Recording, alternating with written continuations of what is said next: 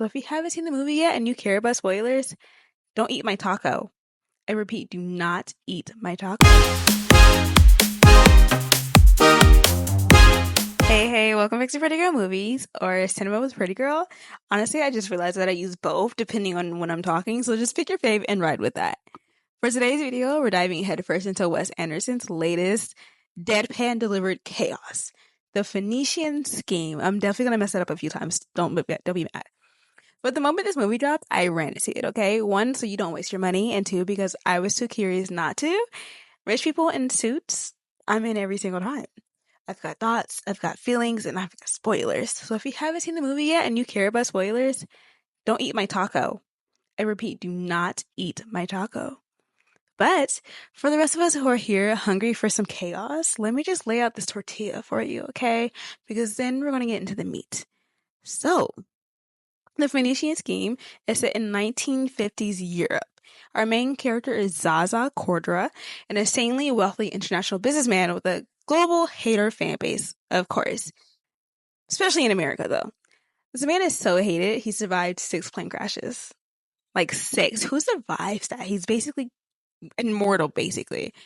The plot kicks off when a group of American businessmen hatch a plan to sabotage Zsa Zsa's massive global deal, the Phoenician scheme, that he's building with other ultra-powerful people.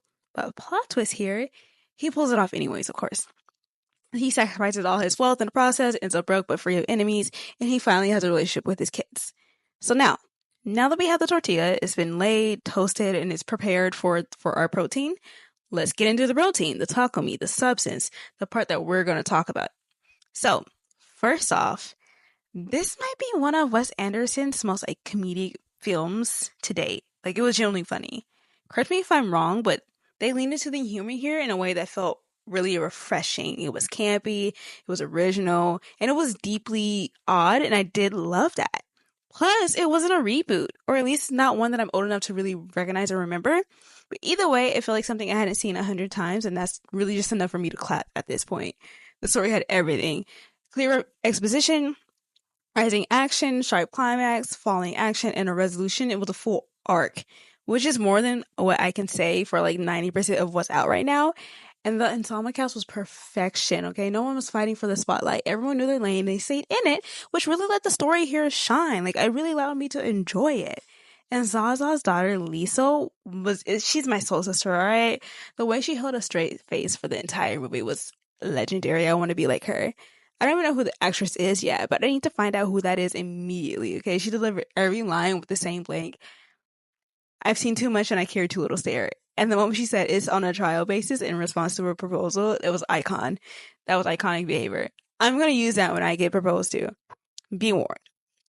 But Benicio del Toro, I'm going to say that so wrong. I'm so sorry. I'm used to seeing him as an intense, serious, shadowy man, but this was a slight shift into a deadpan comedy, and it worked beautifully for him. He played with the disconnected businessman with just enough dryness to make you laugh, but also enough distance to still feel real. I was really impressed with his character. And then Michael Cera's Bjorn was the American Spy. It was so obvious. You could tell. But it was so genius as well. We knew. It was still satisfying to watch, but you could definitely tell. It felt like watching a puppet show through a frosted glass window. You see what's going on, but at the same time, you're still squinting. I loved it. I loved it. It made it fun. And y'all, I didn't even look at my phone once during this movie, and that's how I knew it had me. Every scene held something. A stare, a smirk, a weird background character doing something really weird, and I stayed alert the entire time.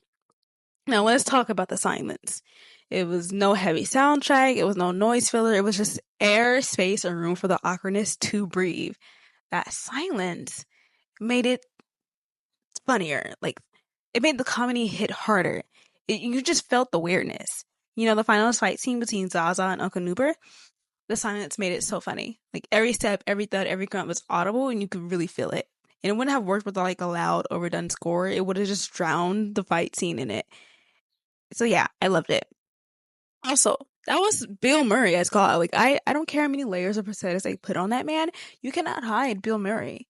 Not for me, at least. I know what that man looks like. That's the original Ghostbuster. Okay? And there's a lot of symbolism in this movie as well, like the religious references. There's deeper meanings if you really in the mood to dig into it. I'm not to digging into that because religion is like a rabbit hole, and I'm not completely in the mood or prepared to go diving into that today. But just know that I did see it. And if I had one wish, as I wish we had more time with Zsa Zsa's business partners. The dynamic was so good, the arguing, the subtle power moves and manipulation.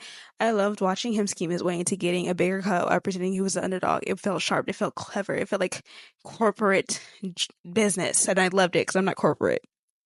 Also, is it just me or did no one blink in this movie? There were so many long, unbroken stares. I feel like competition for who could hold the eye contact the longest, and everyone looked vaguely traumatized and overcaffeinated. And honestly, it might be Wes's way of saying all businessmen are emotionally unavailable robots, and I do believe that. So, and my favorite running gag of this whole movie was the plane assassination attempts. This man can't get on the flight without being blown out of the sky. His public enemy is the sky. Number one is the sky. Sorry. So when you find out it was his brother trying to blow him out the sky, it was cold-blooded. I loved it. It wasn't betrayal. It was art. I loved that his brother was trying to blow him out the sky. It made it so much funnier. And listen, I know that I do sound like a groupie. That's fine. Slap me on my forehead and call me Susie. This movie was original, though. It was weird. It was beautifully written, and it actually has something to say. It was giving satire, giving silence, 1950s weirdness, and it really just worked. And I really enjoyed the ending, seeing him going from like riches to rags instead of rags to riches.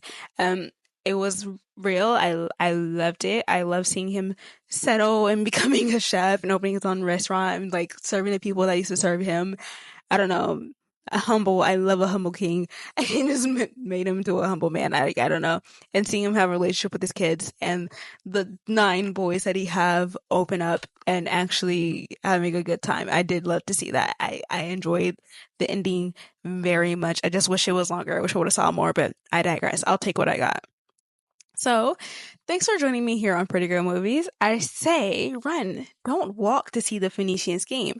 It's worth the time, the money, and the emotional high you get from it. So next week I'll be reviewing Ballerina, and listen, I love John Wick, so I already know I'm going to be chaotic and ready to talk my shit. So don't miss that.